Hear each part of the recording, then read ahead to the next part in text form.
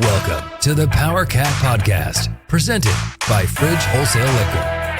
Now let's go to the rolling Flint Hills, home of the Cats and Dogs Studio. Here's your host, Tim Fitzgerald. Welcome to another edition of the Powercat Podcast, sponsored by Fridge Wholesale Liquor. Fitz, Zach, and Gills all together again for another edition of the award-winning podcast. What award? I gave everyone a ribbon to make them feel good about things. Gills, how you doing, man? Your studio looks fantastic. My luxurious Aggieville studio. Yeah. Get it right, please. I know. Well, I came up with that. So, yes. I by the way, you did a great job filling in for me on the post-game talk in Kansas City and then the other night with the NIT. I appreciate it. I wanted you to get some sleep. You're welcome. I tried. I was exhausted, and I think I fell asleep about 1 a.m. The body gives out, but the brain keeps going. That's kind of we are kind of living in a active bombing zone. Oh my God. Fort Riley, thanks for protecting us, but could you do it at normal hours? I don't know what that was at 11:30 p.m. I about jumped out of bed because I've never had my house rattle like that. And it was just one explosion. Usually when they're practicing artillery's out. There was a couple last night that were. Yeah, but they were spaced out. It's like, okay, let's go blow this up. It's weird though, is like I felt like last night I heard it, shakes the house, but then like it sounded like I could hear the shockwave like going out. I hope that was a planned explosion. There was some weird stuff again. Just saying. And if I know this crew, we're going to be dropping bombs on here. Huh? Boom. There we go. Hey, make sure you go check out the Fridge whenever you're in town. I hope you're coming to town this weekend. I think there's still some tickets available for the women's NCAA tournament site. Not many. I think they were down to about 1,000 or so. So you can still do that if you want to. They play Friday afternoon. And I'm doing a poll right now on Twitter, and I know how opposed many of you are to Friday sports. Everybody loves working on Fridays so much. I know that you're opposed to that, but they will be playing Friday at 3:30 at Bramlage. The Colorado game follows at 6. I don't know why the home team's in the first game. It's just the TV. That's the TV folks wanted it. They get it. They got it. And then, of course, they'll turn around and play on Sunday. The winners will. Hopefully that's K-State and Colorado. So we can have a really good matchup between a former Big 12 and future Big 12 foe. That's both Colorado to K-State. But anyhow, when you come to town, stop by the Fridge just to go check it out. Even if you're not really shopping for anything, if you ever not been into the Fridge, if you haven't been there, stop in and say hi. Just go in there and look around. You'll be pleasantly surprised. I can get myself centered on this. There we go. My camera got moved, and now I'm moving around. But Gilbert, thank you so much for filling in. We're sponsored by the Fridge, and let's go with your Wabash Station questions. Or is it the questions from Wabash Station? That's what you meant to say. Mm-hmm. This is where it's going to be today. My mind isn't fully functioning. And yeah, that's all I got to say. Zach talk, help me. First question from TConman08. Do you think the basketball staff, quote, sits on their hands again this year with the portal, or do you think they will participate more in the first wave of players? I didn't sit in their hands last year. They just got beat out. I mean, Max Asmus, they thought they had him, and then Texas stole him. Joe Toussaint committed, right? That's his name, Joe. And then he went to Texas Tech. They got Quez Glover. They went to the third choice, and he signed, but then he's been injured. I mean, they just wanted a veteran guard. So, I mean, 3 attempts, they finally got one, but the guy blows out his knee and can't play all season. I think this will, to the core of the question, I think this will be a more active year in the portal. Don't ask me who's leaving, and, I don't know, but I can assure you this, and with 100% certainty, the coaches get it. I mean, just because you hear them say good things about their team after a loss like Tuesday night, don't misconstrue that to be they think they're fine. They know this season sucked. It sucked worse for them. As Jerome Tang said on the postgame radio, our coaches coached so much harder this season than they did the first season when they had all this success because things didn't go well. He brought up the Tomlin situation, not by name last night, but that had an enormous impact, not only on the roster, but the spirit of the locker room. So they're going to reset. We're going to see some departures. Don't ask me who. Again, I don't know. But there's going to be departures. And some of them will be the players, and some of them will be, hey, have you seen this thing, the portal, with a nice shove in the back? They don't want this ever again. They don't want to talk about the NIT again. As he's pointed out, they followed their standard in every way except on the court, which for the fans is the most important. But I guarantee you, if they went and got a bunch of kids and they got back in the NCAA tournament and they weren't good citizens, they didn't go to class, they didn't conduct themselves well in interviews, you'd be upset by that. So they're trying to walk the razor's edge here and get the good kids that can help them play. And I think they'll succeed. You go back to last year, tonight, guys, the last 2 games of the first 4 being played, K-State's already done. They can get into this portal now and be aggressive and be assertive. Fitz, you're right. K-State missed out on a number of guys. Wagee from West Virginia, you can throw him in there. I don't know if he was 100% committed to Kansas State, but I know the Wildcats felt pretty good after they had both Toussaint and him on their visits. But anyways, that being said, K-State, I do feel like this question, there is a fair point that's raised. You're right, Fitz. Again, you're right. They missed out, but I think they were a little too patient early on. They kind of wanted to just wait it out and feel things out, wait for some of those guys to sort of just kind of appear to be there in the portal rather than being aggressive and trying to go out and get guys early. I think that this staff is going to do that this year.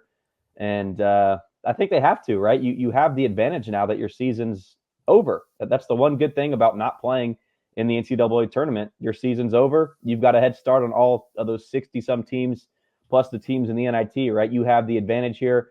Take advantage of it. So I get the question. Fitz, you're also right that they missed out on some guys, but maybe you don't have to be in that situation, right? You can lock those guys in. If someone's going to be down to, KU and Texas, Baylor and Kansas State, well, those teams are still playing, right? If you can lock that guy down, bring him to Manhattan, get him here, those teams never even have a chance. So you got to be aggressive and get your guys that you want now. I think there's kind of some parity here with the way the portal works, the way seasons end. I don't want to say it's like the NFL draft or the NBA draft, but everyone's that's done right now obviously was not a good team in 2023-24. All of the good teams are still playing basketball right now, and they are going to have a tougher time in the portal, but they should because they're good teams.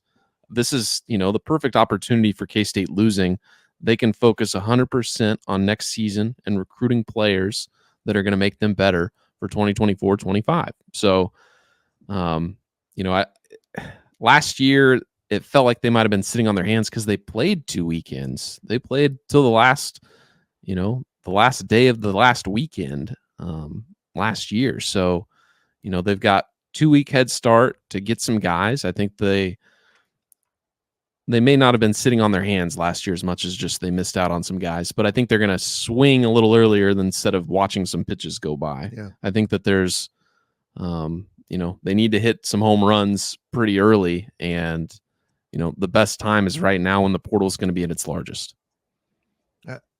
I do want to appreciate that they missed on some guys early.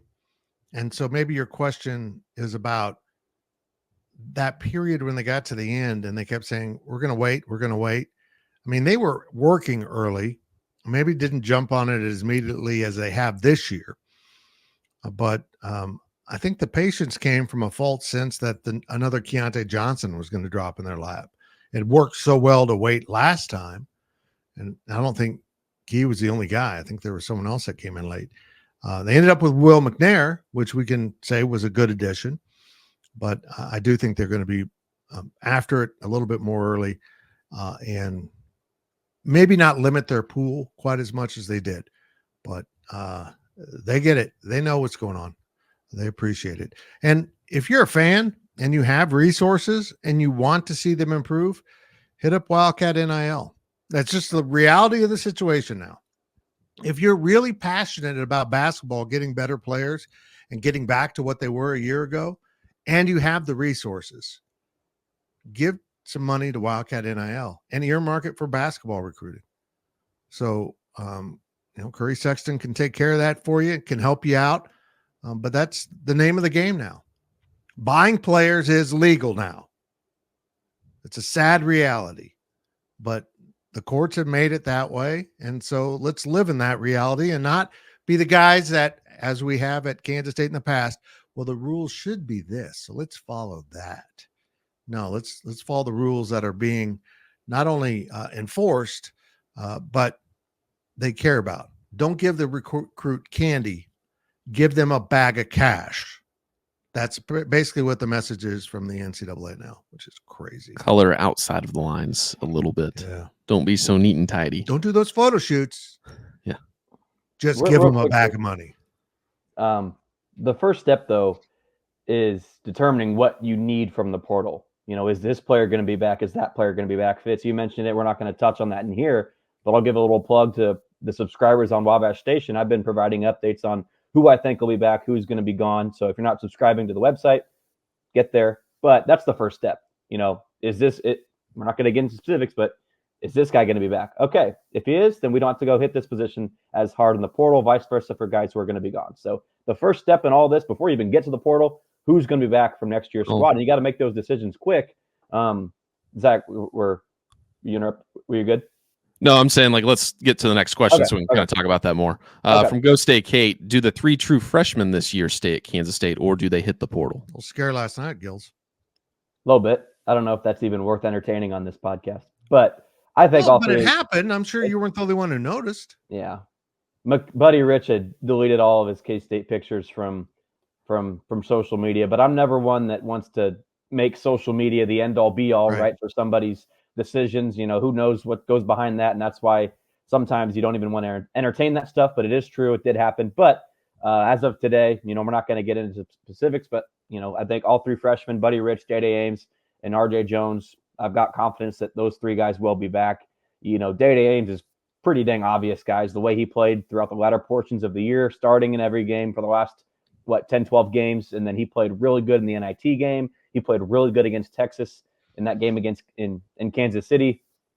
And so Ames is easy. And then I think RJ Jones, that, I've got zero indications to believe they're not, him and his camp are fully 100% bought in on Kansas State. And then Buddy Rich, I mean, that's the one where I think things do get a little dicey, right? Because there's no way Buddy Rich was happy with the way he was handled this year. There's just no way. And that's not a knock on him. That's not a knock on his staff. But you can't be happy with your minutes that you got this year if you're McCaleb Rich. But I do think he'll be back. It sounds like he's maybe, I don't want to say quote unquote suck it up, but just kind of say, hey, this is part of it, right? You've got to give it your all on and off the court in the classroom and all that stuff. And I think he'll be back. And if you're the K-State staff, you 100% want him back. There, Fitz, you mentioned shoving some people out the door, right? McCaleb Rich is not going to be that guy. The potential, the long-term potential that he has in a purple jersey is through the roof. And so to answer the question, yeah, I think all 3 freshmen, I'd be surprised at this point in time if one of them isn't back. I think all 3 will be back. Yeah, I'm not worried about those guys. I was a little bit with Rich last night, but look, there comes a point when young people have to realize they have accountability for the reasons things happen. And we're hearing now that there was some not taking care of non-basketball business that led to some of that. And honestly, when he came in, there were serious concerns about his conditioning. And do I think he should have played more? Here's the thing that I will fault this staff with.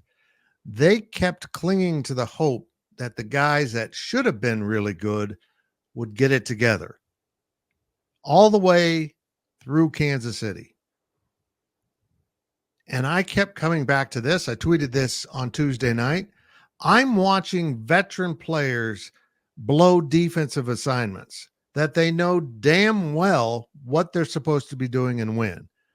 Why not just let the young guys play?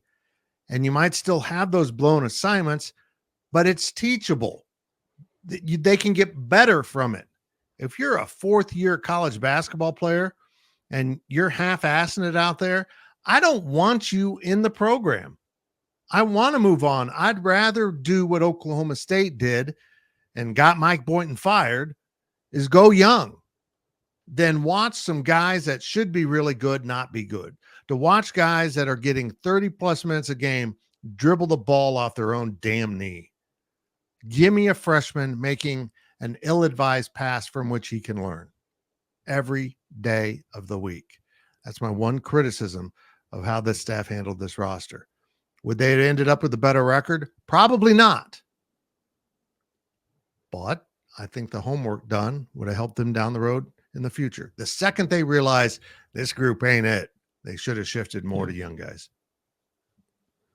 Next question's from Kevin316. Now that the basketball season is over, how would you grade Jerome Tang's transfer portal class for the 2023-2024 season? Gills? It was a hard one. I gave it to you. Tyler Perry was asked to do a lot. So the easy answer is to say that they failed, right? But if Tyler Perry had more pieces around him, if Naquan Tomlin and Quez Glover were there, how do we view Tyler Perry, right? So they didn't get it done. They didn't make the NCAA tournament. That's the ultimate goal for every team. And I know K-State still went to the NIT, but that's the goal, is to go to the big dance. And so I think McNair was fine. You know, him and Colbert kind of switching out the starting role throughout the season. I think McNair was fine. A nice guy you plug in here for 1 year with some experience, some leadership. You know, that's fine. Going down the list, I think Arthur Kaluma, again, if he had a superstar on his team, if he had, you know, Keontae Johnson and Marquise Noel aside him, same thing goes with Tyler Perry, they would have just been much better players without the weight on their shoulders. And so it's tough. I mean, this is really, it depends how you want to measure this or grade this, but K-State at the end of the day, those transfers played very significant minutes and were asked to be, you know, two of K-State's big three players were from the transfer portal. K-State didn't get to the NCAA tournament. So how would I grade it? I would grade it pretty poorly. And that's not a knock on them or whatever. That's maybe more a knock on the circumstances, maybe to an extent the staff for the way, you know, the minutes were handled and all that stuff. But K-State didn't get it done. And when two of your three stars are from the portal, supposed to be stars are from the portal, and you don't get to where you want to be, you didn't do good. Straight up. You know what the saying is, C's get NITs. I think that's what it is. I don't think that's it. Well, I'm grading them a C Okay. because they made the NIT. Because you look at Tyler Perry, I think his variance was probably the largest of any of the transfer portal guys. Some nights he would be an A, some nights he would be an F. Some first halves he would be an F, and some second halves he would be an A plus even at times. So I think with him, a lot of it was variance. I think, you know, you look at Kaluma, you look at McNair, they had their ups and downs. I think collectively it was okay. It wasn't a good enough class to get you to the NCAA tournament, which I think you need to be in that B plus, A minus range if you're going to do that. Okay, I'm going to be harder, you guys. I think I'm going to give it a D, but here's why. They brought in some good players, but they were in a situation where they needed to bring in more good players. Missing the point guard, the true point guard, earns them the D for me. Because now you took Tyler Perry, who's a great off guard, and it's kind of like having a really good left guard that you have to move to left tackle. So now you took an All-American left guard and made him decent left tackle. You know what I'm at? They just played him out of position, and I think it cascaded through his entire game. He didn't ever get comfortable shooting the ball. He had to shoot the ball from different circumstances. It just didn't work for him.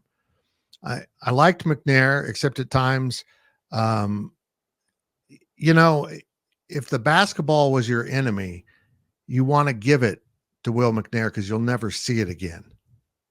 I mean, he did that last night. It's like two possessions. It's like, Will, you're dribbling and you're faking and dribbling and faking. What are you doing, man? Kick it out. That drove me crazy. But the guy I actually ended up this season having the most frustrations with was Arthur Kaluma. Here's why. That kid has NBA talent. He really does. Athletically, he can shoot the ball from outside. And yet he would go into these periods where he would absolutely disappear. Yeah, Art's on the floor. He's just not doing anything.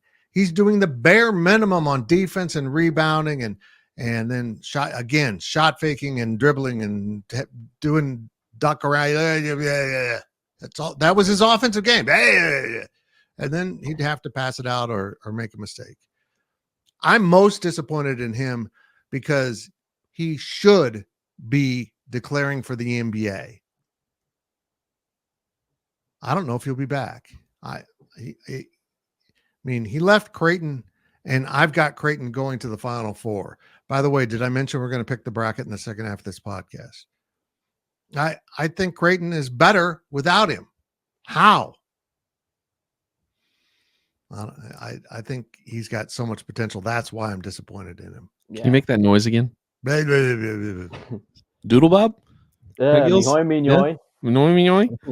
Yeah. But we talked about this earlier. We don't want to get into specific players, but the way that Arthur Kaluma appeared to maybe not be invested. Did you guys see that on the court last night? Or Tuesday night? Yeah, absolutely. It was gross.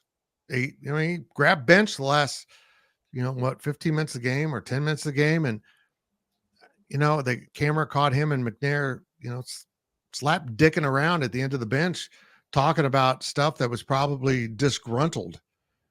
And I'm like, just leave him on the bench. Go lose this game with young guys. He played Tyler Perry played hard, played horribly, shot the ball awful. He chose to play him over RJ. I wouldn't have. At some point, I would have just rolled with my 3 freshmen and Colbert and one of the other guys. I was so fed up I haven't been that fed up in a long time than these last 2 games with Iowa State, which was just simply awesome, but the guys didn't push back. And last night when, as Tang said, they couldn't have put more emphasis on a certain player from Iowa in the scouting report, and yet he's roaming around the damn court wide open or with enough room to shoot. And that's all effort. That's all effort and paying attention. And if they blew that, you can't count on them. I'm sorry. If the stakes weren't good enough for them to play hard, then you don't want them. Why? Because they're the reason you're in that position. They didn't win enough games. Okay, enough ranting. The coaching, K-State, Jerome Tang mentioned that one of his assistants said that was their Caitlin Clark. Sanford, what was his name? And they still couldn't do anything to stop him. I was like, well, if you're calling this person Caitlin Clark, you should be double teaming that person every time. But I got 2 things written down. Number one, we were critical here of Cam Carter and Kaluma, maybe their effort over not only this Iowa game, but over the last month. Guys, I've been as critical as anybody on Tyler Perry. But the one thing that I will, this kind of wraps into that portal stuff, I don't think Tyler Perry, there was never a game where he didn't give his all, right? That's the one thing that I applaud Tyler Perry for. He tried. Didn't play well. Sometimes the ball didn't go through the net. At times he was trying to do too much. Maybe kept the ball for a little too long in the shot clock and chucked up a prayer. But TP tried. I think he gave it his all. Ultimately, they came up short. But back to this initial question for this one, how do you grade this? Okay, are we grading it on how did Perry and McNair and these guys perform? Or how do we grade K-State staff's ability? How do we grade their portal class, their ability to get players to Manhattan? Because they didn't do a good job. And that goes back to the first question of the podcast. Mm-hmm. They missed out on a number of players from the portal, and that's why these grades are so low. All right. Last question of the first half. Going to move away from basketball, kind of a general athletics question from Cardiocat 78. In the NIL world we live in now, what impact has it made on the K-State football and basketball coaching and administrative staff? Oh, that's a really good question. Yeah. Well, we've seen it now with football, adding a director of roster management, which is essentially what do we need from the portal and recruiting. That's Clint Brown's main emphasis. The basketball staff is all over the portal. I don't know why the portal's open right now. It just bugs the hell out of me. I get the December portal for football because you got to get in school and get ready for spring football. I get that. But why is it open? It should be open the Wednesday after the NCAA championship game, period. But I guess the way programs are operating, they won't wait. I mean, I saw a kid that committed to Alabama today. How you were in the portal for like 12 hours. I mean, that's so clear that something went on before the portal was open. So I don't know. I don't even know what the question was. I'm so frustrated. What impact has NIL made on football and basketball coaching and, I and think- the administration? I think K-State's been a hair behind in the portal, but I think it's catching up. Like I said, Wildcat NIL is doing a lot of work. They're hustling to make money for K-State athletics to help keep players. They're still kind of focused on that, but also there's a layer now of, I think both Kleiman and Tang we don't want to get into bidding wars. That's not what we're doing with the portal. But now I think they're much more open to the counter offer that, okay, well, the market says you're worth that. Okay, we maybe misevaluated this. Let's go here. So we'll see. I think the portal has great possibilities for Kansas State in baseball, in volleyball, in women's basketball, sports like that, where the NIL, can really benefit those programs, because honestly, the costs are less. And I think K-State is committed to making, I think their fans are willing to make donations. Yeah, I want baseball players. Yeah, I want volleyball players. I mean, I'm going to be really honest. If I come into $50 million, or Zach reminded me to play lottery tomorrow, and I get out of this so I can just be a guy watching games, I'm giving a bunch of NIL money to football, basketball, but volleyball. I would love to be the guy that could give $1 million of NIL money and tell that volleyball program, go be a national power. Yeah, I think that's what it comes down to is, football and basketball, I think, are going to be fine. You're always going to find that support to be good. But we've seen it with baseball this year. K-State is a bona fide force in the Big 12 Conference. They have good players, a couple potential first-round picks this year in the MLB draft. So, seeing that be good, seeing women's basketball be good this year. Volleyball had a great run. They didn't make the NCAA tournament, but they won some games. I mean, they swept Texas. I mean, that's virtually impossible to do.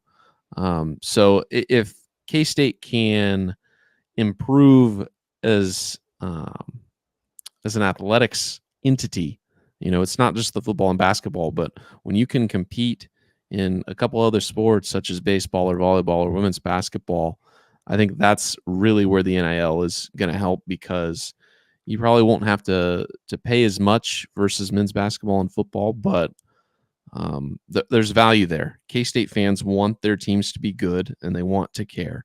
And it's hard to care when you aren't winning games, when you don't have good players, and when you can recognize, hey, we can take advantage of filling this gap in volleyball or baseball, and maybe K-State can finally win a national championship in something. I think that's what K-State fans want, and will put their efforts and their dollars to. Fitz, you when you started your website, you didn't know what a podcast was, did you? No, you had it to didn't adjust, exist. and the way that we do things now is insanely different than the Much. way you did things 15, 20 years ago. And so you mentioned the bidding war stuff. I think 365 days ago from now, I was probably on here. You guys probably agreed with me in saying that these coaches with Tang and Kleiman, they don't want to get into bidding wars for players. But I mean, Fitz, you mentioned it. Okay, this is your NIL worth. Maybe we evaluated it wrong. Here's what we're going to give you. Okay, this team's got something else. We can one up that. You still don't want to get into bidding wars, but the way that this NIL stuff is just changing year by year, and what you can get away with, so to speak, you've got to roll with the times and adjust and make changes. And so, again, K-State doesn't have to get into bidding wars with these players, but A. Smith, right? He went to Texas for the money, right? Like that was probably the reason that Kansas State, ultimately lost out on him. So you've got to, if you're Jerome Tang, I'm sure that you don't want to sacrifice the culture of your locker room for a guy that's just there for money, right? At the same time, though, Fitz, you mentioned it. You've got to start to make some changes here with the way you do things if you want to get different results in the portal. Let's talk about what Nick Saban said real quick before we go to break. He talked about when they'd have recruits over and his wife would help host. And even she noticed the demeanor of the parents change from asking questions about the university and who's going to be taking care of my son, and to being solely focused on how much money are you going to give us. And it struck me that that probably is a function of recruiting 5-stars, because programs are in bidding wars for you. They know how important you are.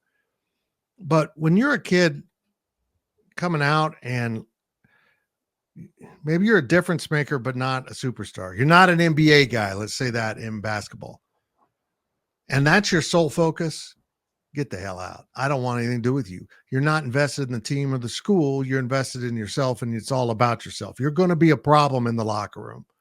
I'm getting paid this money and I'm not getting the ball enough. I'm not getting my shots enough. The offense isn't around me enough. It can be a real issue. So I'm all with them not getting into bidding wars from kids that just want more and more money. But they also need to be the reality of, okay, Max Asmus is apparently worth a little bit more. So if we really need him, and folks, they really needed him, let's go get him. And it just didn't work out. And I think they've learned. They've adjusted, as Gil said. Yeah. That's it for the first half of this Powercat podcast. It was long. It always is. But we're going to do the bracket. It's tournament time. I know your Wildcats aren't in it, but we're going to speed pick. All of us have votes every game in the bracket. We do have one question, though. Oh, we got a question, too. It's kind of an important one. Maybe we should have done the bracket separately, but we're going to do it all. Oh, well. You're getting one massive podcast. Live with it, people. Live with it. We'll be back after this break. We'll be right back after these messages from our sponsors. Please visit the Fridge Wholesale Liquor, located at the corner of Claflin and Westport Road in Manhattan, Kansas. Welcome back to the show. Let's return to the Cats and Dogs studio. Welcome back to the Powercat Podcast. Fitz, Gills, and Zach. And we go forward from here. We're sponsored by the Fridge Wholesale Liquor. If you had a liquor store bracket, it'd be your national champion.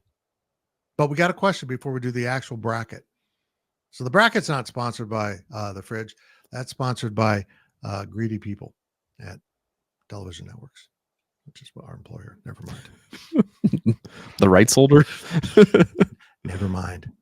Sorry, Adam. Didn't mean to bring that up. First question, the only question of the second half, real quick, though, from K-Ned. The Arizona game announcement seemed to lack a media outlet. Is Fox, or is it going to be on Fox, or will K-State be forced to lose a good weather and recruiting visit Saturday for Fox Sports 1? Okay, let's clarify a few things. There is no media outlet yet because both ESPN and Fox want it. Fox's Friday night play is to be put on Fox, not FS1. They want Friday to turn into a big deal for them. Why? Because it's unproven space. ESPN doesn't have a foothold. They've been scrapping with ESPN for that noon Eastern slot, and they're winning now. So now they're going to turn their attention to Friday and try to take that. But also there's confusion that K-State had a vote in this. They did not, folks. This was all from the conference. The conference has a contract with obligations to fulfill. The networks aren't giving you millions and millions of dollars to say no. They want a Friday night game. Okay. They want us to all dance at midfield. Okay, we got that too. I mean, want to throw things at Ryan Gilbert? Well, I'd do that for free, but I'll do that if the networks say so. But it's the network that are making these decisions, whether it's ESPN or Fox. They want this game there. Now, we talked about this after the press conference today, Fitz, but I mentioned WWE SmackDown currently airs on Fox in that time slot on Friday nights. They are going to switch networks. They're going from Fox to USA Network, but that doesn't start until October. Interesting. So there's a month there where this K-State game would be FS1. This K-State game, if it's on Fox, screw that. Yeah, I don't know. And ESPN very well could be a player here. I mean, ESPN aired the Oklahoma State game last year. I would not be surprised if ESPN said, we want the first unofficial new Big 12 game on our network.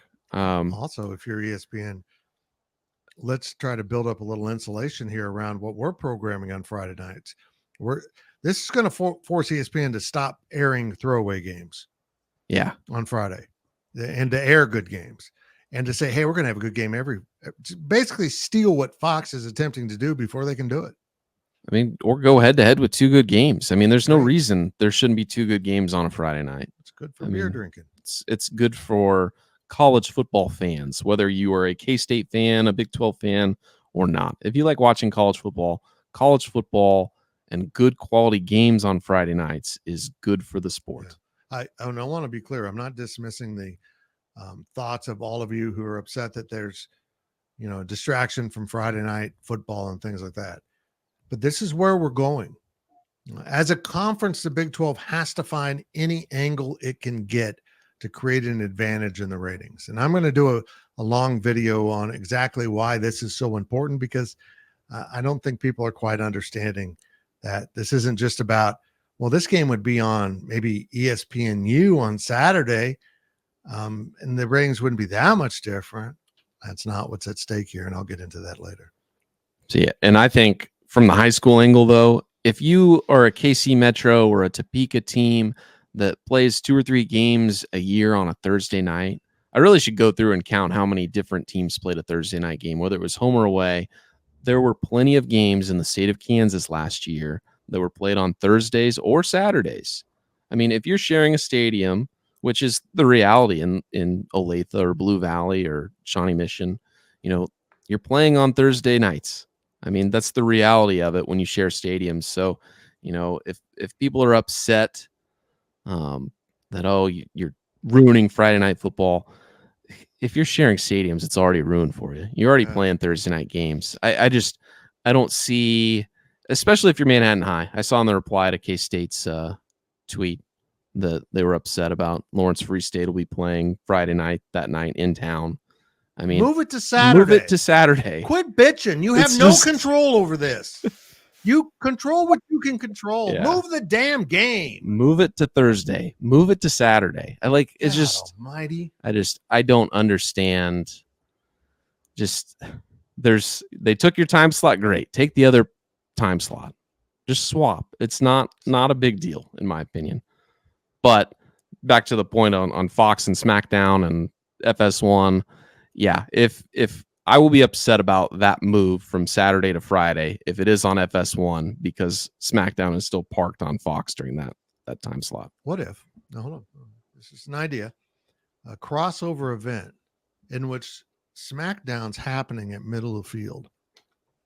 Look, the WWE and the Big 12 did go into business last year, just saying. And the football game's going on. Remember in the olden days when the goalposts were like in the end zone? Like the post was right there and you had to play around it? You're going to have to play around the wrestling ring. And a wrestler might fly into the play too. He might get thrown out. Well, maybe they'll have a battle royale and just toss a guy right into the middle of your sweep option. Oh, that adds a layer of excitement. PA announcer Mitch Fortner would love that. Oh my God, Mitch is perfect for this. He would love it. Oh, he could call both. He'd kick ass at it. Call both games. Call the SmackDown and the football game all in one. Yeah. If anyone's built for it, it's Mitch. All right, that's it. Are we ready for bracket time? Let's do the bracket. Get it. Quick, we can do the bracket. Okay. Starting in the East. And by the way, if you were on Wabash Station, you can join our bracket challenge by clicking the link on the thread. You got to have your picks in by 11 o'clock on Thursday morning. So make sure you. I wouldn't do it if I were you, because Ryan Gilbert put his picks in, and you're not going to beat Ryan Gilbert. So he doesn't want any competition, is what he said. That is reading between the lines. What his mouth is saying is Ryan Gilbert's so good you don't want to mess with him. What his head is saying, I fear competition. He's scared. Scared. Let's go. All right. In the East, UConn or Stetson, 116. I need a cowboy hat. The cowboy hat. But I'm going to go with the dog. Okay. Huskies. 8-9, FAU, Northwestern. FAU. Gills? Yeah. We're a little biased here, right? 'Cause Yeah, we covered that FAU. team last year, but they've got the DNA and the pedigree to go far. Do we want to go all first round before we do the second round, or do we want to do each region? No, let's do all first round. Okay. By the way, that's Florida Atlantic, not Felix and DK Uzama. Right? Yeah. Okay. It's a little confusing. It'd be different if Felix is playing against. I'm not picking him. San Diego State is the 5. UAB is the 12. Who do you have? Gills?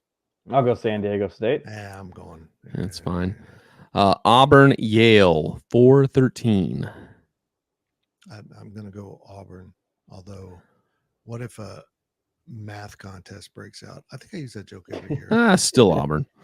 Okay, Really? I guess that mine doesn't matter. I'd still go Yale. Maybe Yale will be doing math and Auburn will be boiling peanuts. Maybe. Southern math. BYU. Hold on. Who are you picking? Auburn. Okay, so We we went advance Auburn. Auburn. Yeah. BYU, Duquesne. I'm going BYU. You guys know who I'm picking? The Pittsburgh boys. Yes. But I do think BYU is a tremendous team. They fight, they play hard, they're physical. I just don't know if that's the type of team that's going to get hot and go on a deep run in March. So I think they're. We just need them to make the second round. We don't need them to make a deep run. Nah. Duquesne's hot, guys. They haven't lost a game in a long time. It's been like a month or so. Give me the Yinzers. Wow. I don't think that's their mascot. I don't think that's their I'm going to mascot. look right in the camera and be very clear. I'm picking BYU because they know how to go on a mission. Touche. I did it. Next game is Illinois Moorhead State, 3-14. What is the new rule about upsets? They got to be, and it's got to be a 15 or 16 seed. Oh, so yeah. The sexual references don't count at this kind of stage. According to the Reddit thread, Just yeah. give the background of that, of the upsets. All of the 15 and 16 seeds have been somewhat dirty. Phallic related. Oral Roberts, St. Peter's, Fairleigh Dickinson. And I think St. Peter's is a 15 seed again. Just saying. Houston plays Longwood. That's saying. true. Okay, but no, I'm going to go with whatever. We're taking the Fighting Brad Underwoods. Yes. Okay. Washington State and Drake. This is the 7-10 game. I would like to go Drake because we've taken chalk. I know. Well, I like Drake. Yeah. Yeah. I like Drake. Also this is the final game in the East is Iowa State, South Dakota State, 2-15. This is going to be a tougher game for Iowa State than they expect. We saw the South Dakota State team, and they're pretty good. Sure. I'm curious to see how Iowa State does. First of all, they got screwed, and they're in a horrible bracket. They're in an absolutely loaded bracket. Let's put the Big East, the SEC, the Big Ten, and the Big 12 champions all in one bracket. Crazy. But I will take Iowa State. Okay, we're moving to the West. We have North Carolina and Wagner in the 116 game. Are we being bold? We can avoid going chalk by picking the spray painters. Wagner? Is that a spray paint? But no, I'm going to go Carolina. Mississippi State and Michigan State in the MSU Bowl on the 8-9 line. What you got there, Gills? Let's get your money. What do you got? You got to go to your bookie because I know you use one. Some guy named Slick Tony. Yeah. What do you got? I like MSU in this game. That's good. That's really helpful. I'm going Sparty. You going Sparty? What do you got? Sparty or Sparty's the 9. So really, I was going to take Mississippi State just because you don't take 8 seeds in the NCAA tournament, though, right? No, you're supposed to take the 9 seeds, but only for one round. Yeah. So Michigan State. What do you got, Gills? We're split. Michigan State. Okay. Jerk. St. Mary's Grand Canyon on the 5-12 game. It's kind of interesting. Maybe an upset, maybe not. God. I think I like St. Mary's. Who's at Grand Canyon now? Where are they? Oh, wasn't it like Logan Landers went there and then he's not playing anymore? He was there. He wasn't there this year. He was there previous year. Now he's pursuing a career in the MLB. What? Yep. I don't know. Yep. Okay. But I'll go with Grand Canyon though for what it's worth. You are. Oh, yeah. Fitz. You are the tiebreaker. I look. Gonzaga didn't win that conference for a reason because St. Mary's is pretty good. I'm going to go with them. Alabama Charleston on the 413 line. I want to take Charleston because it's one of my favorite cities in America, but I'm going to go with Alabama because Roll damn. yeah, they're real good. Hot damn, man. We got a basketball team down here that can kick your ass. Go ahead, Gils. I'll go Bama. I love Tuscaloosa. I've never been there. You just like saying it. Yeah. Say it again. Tuscaloosa. No. Next game is Clemson, Jerk. New Mexico. Clemson's the 6th seed. New Mexico's the 11th seed. I believe New Mexico is favored. I'm going to take New Mexico because they play in a place called the Pit, and I got 2 of them. What is Fitz on today, Zach? Did you give him man. something before we started? No. This is my third 5 hour of the day. Jeez, we're not even 15 hours in. It's 4:30 right now, or 5 o'clock, or 4 o'clock. Yeah. Yeah. I don't know what time it is in my house because I haven't changed all the clocks. I get very confused. Well, you've made it this far. You might as well just wait till daylight savings is done. No, just keep doing caffeine. The next one is Baylor Colgate 314.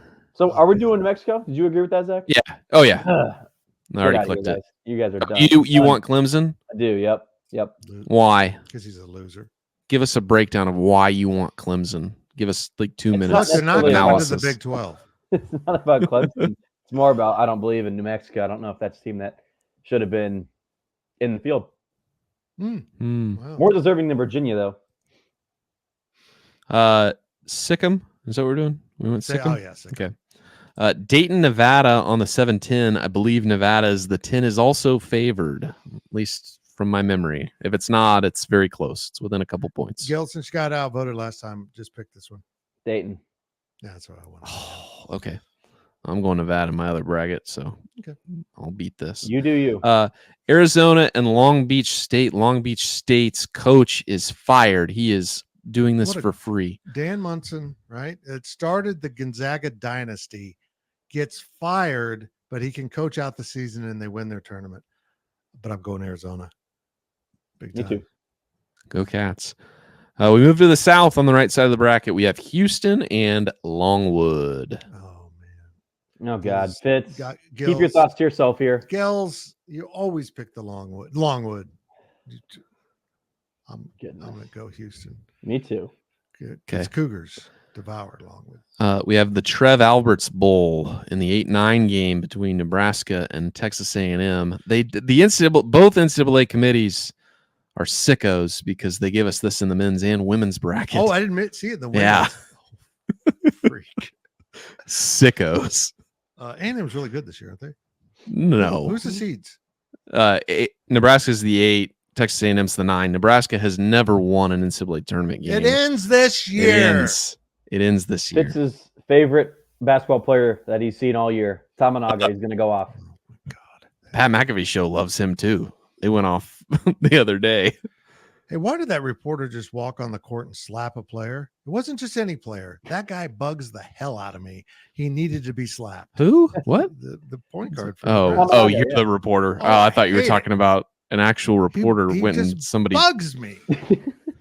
The way he just like shoots up and then just runs. He just runs off and he misses most of the time. I just runs away. Wisconsin James Madison is the 5-12 game in the South region. James Madison did some great work for this country. Yeah. And I like cheese. Ooh. I like the 12 seed here. Yeah, James Big Ten's Madison. getting exposed here. Yep. Yeah. There We we go. got Duke versus the Vermont Catamounts in the 4-13 game. Can I pick against Duke just for Riley Gates Ooh, to make him mad? He's going to watch or listen. I'm fine with this. We can pick Vermont. Hey, let's do it. Okay. Did you both do it? We did. Riley, I would have gone with Duke, but you know how the rules are. You've done this show before. It's all about the votes, man. I apologize. Next one is Texas Tech, NC State on the 6-11. NC State, the ACC tournament champions. That's another good story. Yeah. Probably stole Oklahoma's bid. Yeah, I'm going to go with Texas Tech. I like Texas Tech as well. Guys, come on. NC State's hot. This is where you need to They're hot at the right time. Give me NC State, but my vote doesn't matter. I think the Big 12 goes undefeated on day one. Hot take. Well, it sure helped that K-State and UCF didn't make the field. Sure does. Next game is Kentucky and Oakland. This Oakland is not the one in California. This is the one Detroit one. in Detroit. Who are they playing? Kentucky. Is that Kentucky? Are they good? They have any basketball history? They might have won a couple national championships here or there. I seem to remember K-State beating them in a game. Good friend Ryan Black will be at this game. I think I'm going to take Kentucky. I'm gonna go Kentucky. Gills, any input? Oh, we got a thumbs up for you listeners out there. It was Okay. a thumbs up. Well, I can barely see him. You have to let me know when he's 2 thumbs up. Is that better? Yeah, that is really fortunate. I'll go 10 up next time. Yeah. My zebras. Okay, whatever. The next game is Florida and the winner of Boise State and Colorado on Wednesday night. Florida and the winner of Boise. It's Colorado. It was called. Hold up, Boise State and Boise Colorado. State and So Colorado. confusing. I'll take them. Yes.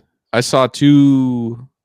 I saw a breakdown and it was like, it doesn't matter who wins between Boise State and Colorado. Take one of them against Florida because both of them have better pace or stats. Yeah. There's something there. I've watched some Florida and I'm like, Yeah. You convinced me, Zach. Yep. Okay. Well, we were unanimous then. Congrats, Gills. Last one is Marquette and Western Kentucky in the 2:15 game. The Hilltoppers is not dirty. Or is it? I've turned from a Shaka Smart fan to not really liking Shaka. His whole stepping on the court and guarding people bugs me. Is it because he has hair now? Is that why you don't like Shaka Smart? It's weird. Something. I'm gonna take Marquette. They're just too good. Okay. Gilts, did you just yawn? Did you just yawn on our podcast? No. All You're right. seeing things, Fitz. You need more 5-hour energy. To the Midwest region, we have Purdue versus the winner of Montana State and Grambling. Is that Grambling? Yeah. It doesn't list the whole thing. So Yeah. Purdue. Yeah, Purdue. they did lose to Fairleigh Dickinson last year in the first round as an Oh, award. God. seed, Here you go, so, Fitz. You never know. Not going to say something about that name? No, why would I? Look do at that? you being mature. I'm an adult. Okay, we got the Utah State Aggies versus the TCU Horned What? Frogs. Whoa. Horned Frogs in the 8-9 game. Who's the 9? TCU. Okay, I'm taking TCU. Yeah, Big Well, 12. I just said Big 12 all the way. So I think TCU's going to be a problem in that second round. okay. Next question. Next game is Gonzaga and McNeese State in the 5-12 game. I'm going Zags. Me too. Yep. Yeah, that's right. Next one, our favorite game in the first round is the Kansas Jayhawks and the Samford. I don't know what their logo is, but it looks like a dog. The 4-13 game. Bulldogs, right? Are they the Bulldogs? I have no Pretty idea. sure. It looks like a bulldog. That's The fine. former home of Quez Glover. Oh, interesting. And they made the tournament. Guys, in all seriousness, McCullers out. Dickinson will be hurt, but might play. In a weird way, I think they might be better off in this game without him. I think Sanford likes to get up and down. I'm still picking KU. I think this could be an upset, but this isn't a great KU team, but Bill Self is a very good coach. And I think they're going to get through this one. Yeah. Okay. Next one is South Carolina and Oregon on the 6-11 game. I believe Oregon is also favored in this one, or if not, it is quite close. South Carolina had an incredible season, but I'm going to go with Oregon. I agree with you, It's Fitz. fighting Dana Altman's. Taking the So Ducks. you guys don't want to do NC State after they win their conference tournament, but we'll do Oregon? I mean, where's the logic here, guys? Come on. Because SEC bad, Pac-12 good. That's the Pac-12 logic. good. That's just, wow. Pac-12 good. Wow. We picked Arizona to win. I don't think we picked against anybody else. How Yeah, many we teams did. do they have? Who Yeah, do we pick dumped against? Washington State. Though Washington State bad. Colorado good. Next one is Creighton and Akron on the 3-14 line. Picking Creighton. Okay. Gills, Got nothing? Got Any- zip? you want fun? Okay, we're going Creighton. Texas and Colorado State on the 7-10. Crack myself up. What was that? Texas, Colorado State. I'm taking Colorado State. Well, I taking think Colorado Texas. State's legit. I think there was total BS that they were in a play-in game. He's got the horns up. Gills, you got to talk. You got to make a You have vote. to talk. I can't hear anything. You can't I heard hear us. Gills. You need to make a pick. Texas or Colorado State. Can't hear anything. Use your words. Texas or Colorado State? Texas. Is that one of the teams? That is one of the teams that I just said Did 2 we seconds cut out ago. for you? Or are you just ignoring us? Can you guys see me clearly? Can you hear me We, clearly? Yeah. we can see you and hear you clearly. Okay, I think you're back now. Goodness. I'm getting new Jeez. internet. I got an Ethernet cord plugged in for you listeners, and it's still not enough. Wow. I'm Okay. sorry. I apologize. Final first round game is Tennessee and St. Peter's, 2:15. This is a Final Four pick for me in my own bracket. Yeah, St. Peter's in the Final Four. It was a tough pick, but I went with it. I'm not impressed by Tennessee, but I'll take them. Okay. That is the first round settled. We move. Really? We're going to the second round? We're going to the second round Okay, now. let's take a break. Okay. It's going long. Here's a break. You know who's the sponsor, so love them. We'll be right back after these messages from our sponsors. Please visit the Fridge Wholesale Liquor, located at the corner of Claflin and Westport Road in Manhattan, Kansas. Welcome back to the show. Let's return to the Cats and Dogs studio. Okay, so there's a possibility that this could end up 2 podcasts, and I'll have to record new opens because this guy, I knew it was going to go long. But every time I see our opens, I haven't changed it to the new logo, and it bugs the hell out of me. Oh, no. And Don't forget to do that. I'd keep forgetting to do it. Well, don't forget. On we go with our picks of the bracket. We're sponsored by Fridge Wholesale Liquor. If you fill out a bracket, you probably need some liquor because you're going to be unhappy. Go to the fridge. Back to the East, we have UConn and FAU in the second round. Ooh, UConn. UConn. This was Gills, one are of you my with bold. us? No, this was one of my bold upsets. And I know FAU struggled and all that this year, but again, the DNA there. Give me FAU. Okay. So you think the magic continues for a second year? Yeah, it's like Butler did that 10, 15 years ago, right? They did it back-to-back years when they went to the championship game, and then they made another deep run. Don't bring it up. Well, I think UConn goes back to back here. Yeah. Give me the Huskies. I keep looking at the bracket as if it's a question for me to read from one of our users. It's not a call. Auburn and San Diego State is the 4-5. Blech. This is Neither. basically I like how this is 3 of the 4 Final Four teams from last year. Oh, that is, isn't it? Kind of gross. I'm going Auburn. Yeah. I'll Sure. go. Yeah. What the Okay. hell? BYU, Illinois. Illinois. If you guys keep big in BYU, I'm going against them every time. Just so you're. No, so you're I clear. was. I'm going Illinois. Okay. BYU. Okay, so it's Illinois. Drake and Iowa State, a great Corn my State gosh. showdown in I didn't realize we were setting almost that up. Iowa, Is it this game's in Omaha, isn't it?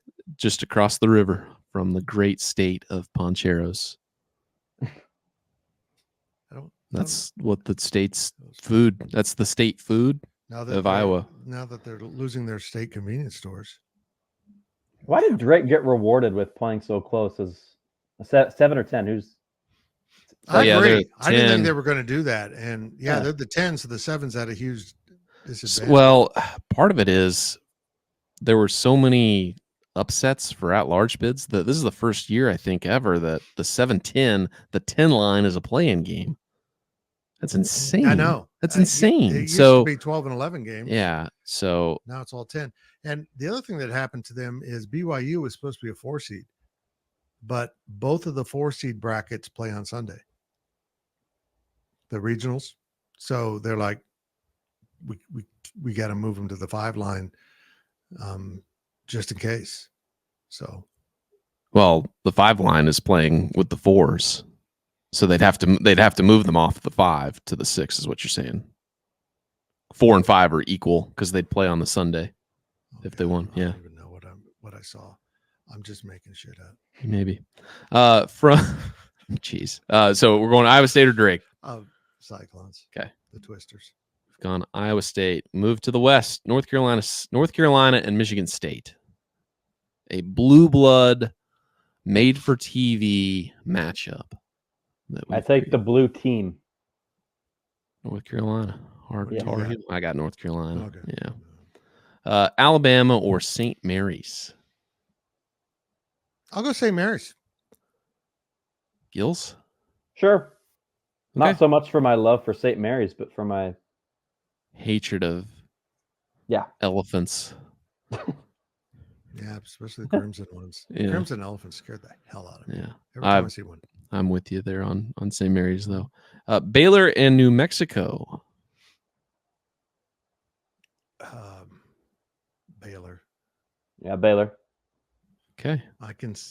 Baylor's been inconsistent enough. I can see him grabbing an upset, but not this one. Arizona and Dayton. Flyers and Wildcats. I'm going to stick with Arizona. Yeah. Okay. On to the South. We have Houston and Nebraska. I would have said Houston's my national champion until I saw what Iowa State did to them. And Nebraska can get up and down and score. This is an interesting game to me.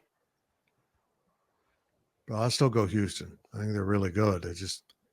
I don't know if Nebraska learned anything from what Iowa State did, but that's a fairly comparable team. I think the way, at least when I saw Nebraska play in Bramwitz Coliseum, I think that compares to Iowa State. Don't you, Gills? They kind of athletic, get up and down, defend you.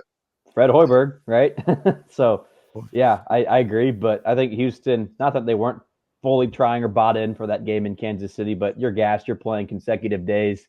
I'm not putting as much stock. Iowa State looked great, but I'm still going Houston. I think Cougars make a deep run. Next one is James Madison and Vermont. It is a 12-13 game. We did that, didn't we? We did this. I like James Madison. Go He's James Madison. Sure. Great guy. Yeah, I don't think Vermont has the tremendous guy. The serve to get it done. Next one is Kentucky and Texas Tech. Is that a national championship game rematch, I think, from a few years ago?